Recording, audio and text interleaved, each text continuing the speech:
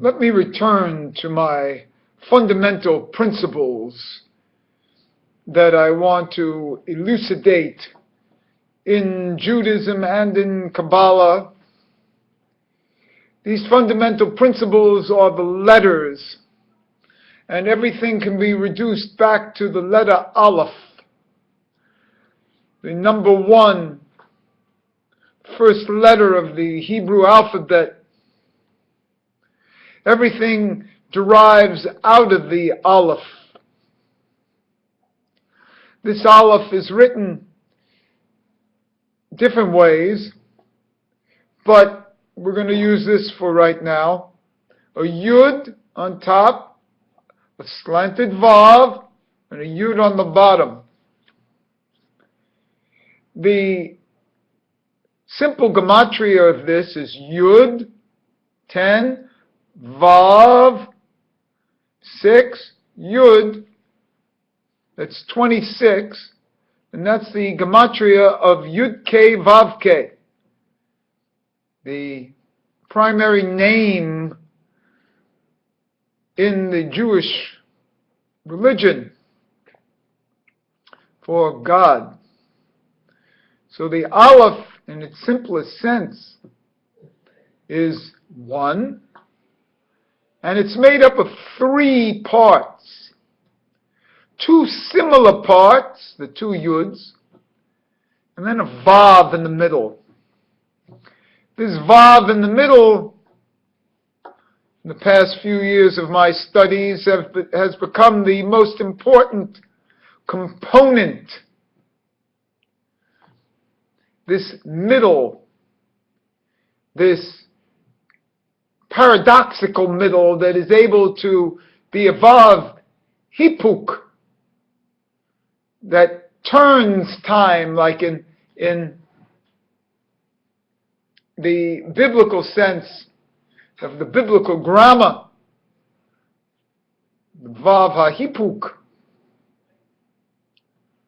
which turns the past into the future and the future into the past.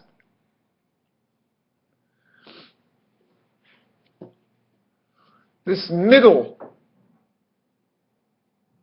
which is the present, which is beyond time. It's only the past and the future which is time, which are times. The present has no time. And as one is always in this present, one is beyond time. It's a transitional stage within time. It's no time. Just like they say there's no time like the present. It's no time.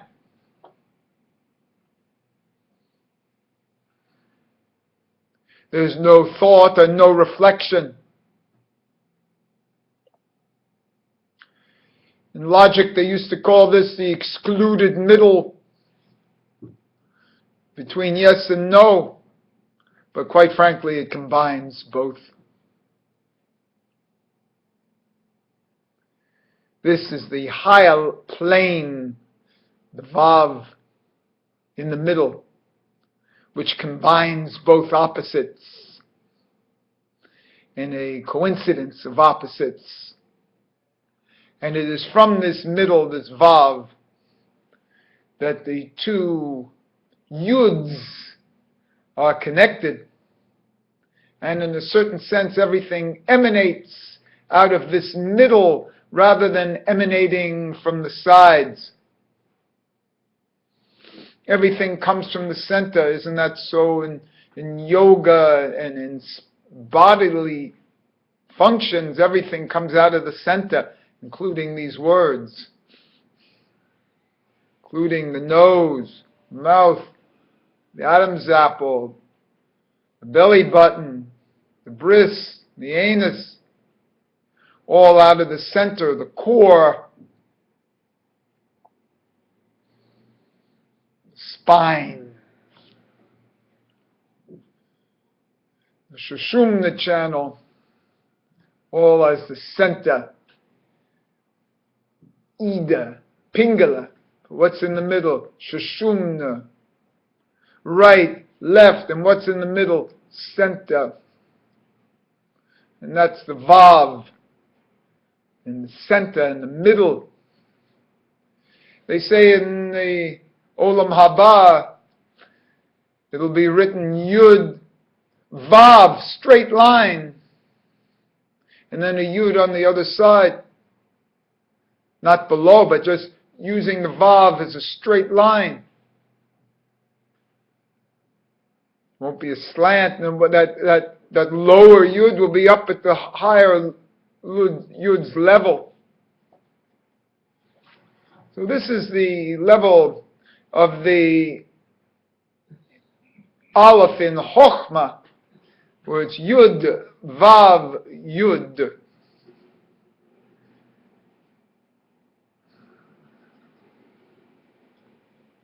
This concept of the three and the one, where the one splits into two parts, right and left. It's not strange that the Vav itself should have a numerical correspondence to the number 6. This 6 is, like in Freudian analysis, 6 is considered sex. 6 is the 6th level. There are 5 levels of the soul, and then the level above the 5th level. The 6th level is a sexual level. The Vav as a sexual level. This entire component may be at a level where the men and the women come together in a psychological level of sexuality before it functions down into the difference of man and woman in their biological sexual functions, where man's orgasm is needed for the producing of a child, and a woman's orgasm is not needed for the production of a child. At this level of orgasm, at the 6th level, as the origin of pleasure, beyond orgasm, internal function, in a psychological sense, in an all-pervading overview, aura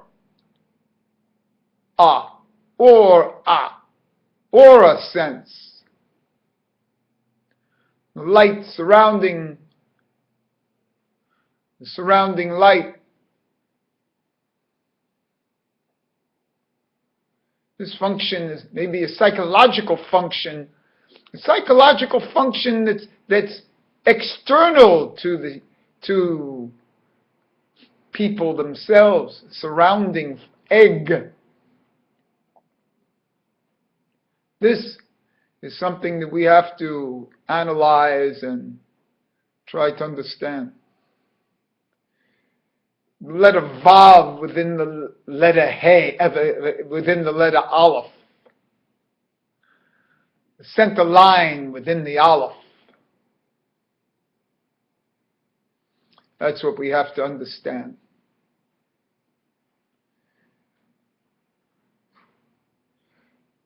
Most of our dichotomies and bifurcations occur between, like, Hoshek, Va, or,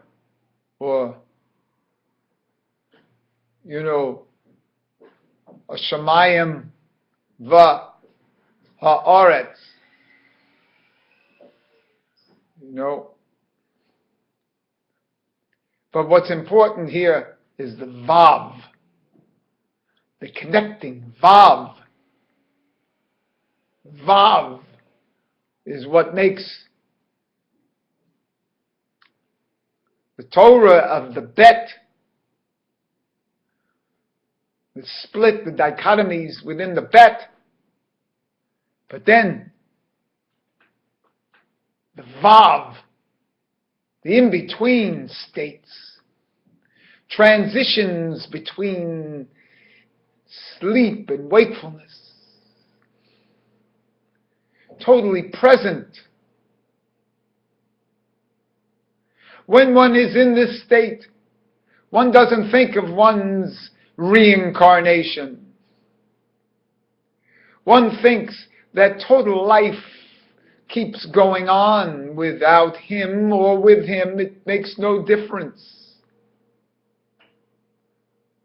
This sense of self, this ego sense, makes no difference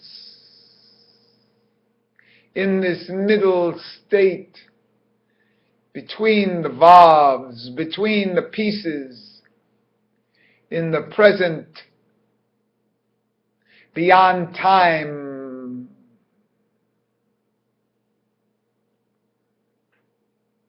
This state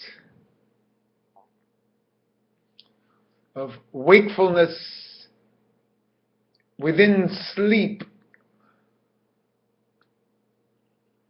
and the two stages of sleep at night and waking sleep.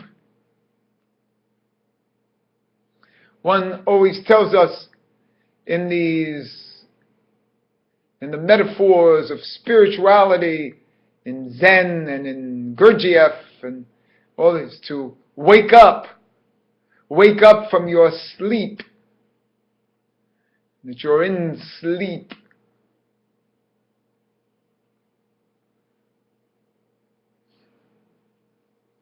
This waking up is the center,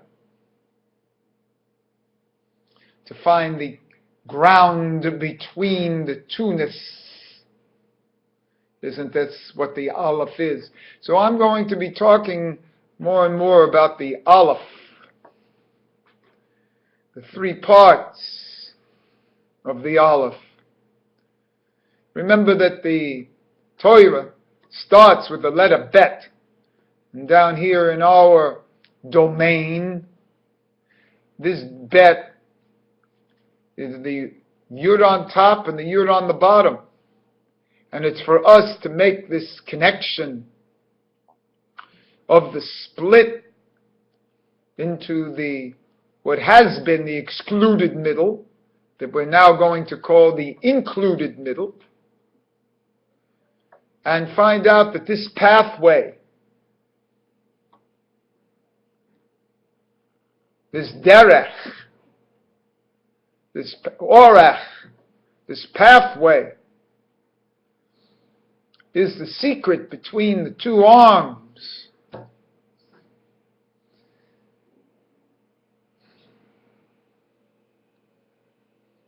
And the whole point of the letter Aleph is as a carrier for the letter Vav.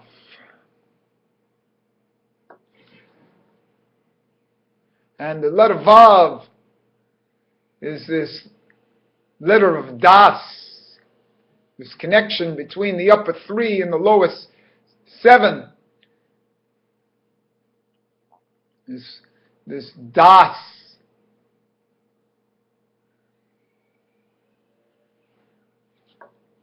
And